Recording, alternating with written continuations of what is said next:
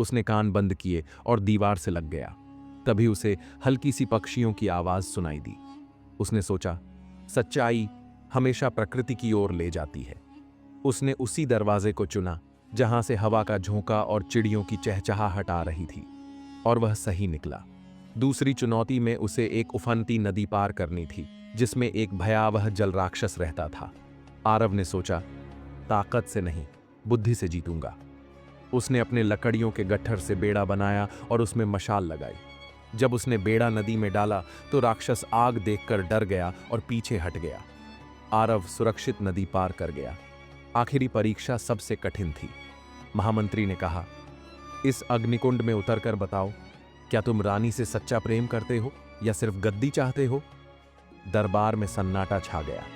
आरव ने मुस्कुराकर कहा, रानी मेरी रानी है, लेकिन उनका हृदय जीतना मेरी नियति नहीं।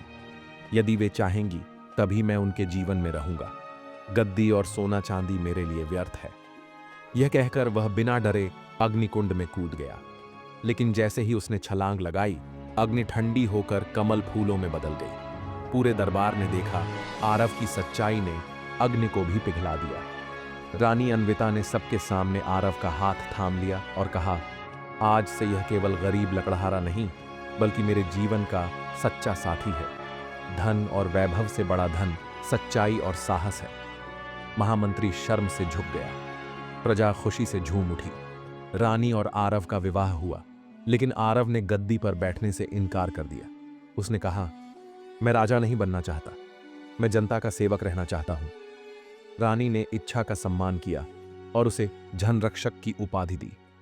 आरव ने स्कूल, पुल और अनाज के गोदाम बनवाए। सच्चा प्रेम, सच्चाई और साहस हर परीक्षा की अग्नि को ठंडा कर सकता है। गरीबी या अमीरी से इंसान नहीं आंका जाता, बल्कि उसके दिल की नीयत ही असली पहचान है। अगर आपको ये वीडियो पसंद आई तो ऐसे ही वीडियो देखने के लिए लाइक और सब्सक्राइब करना न भूलें।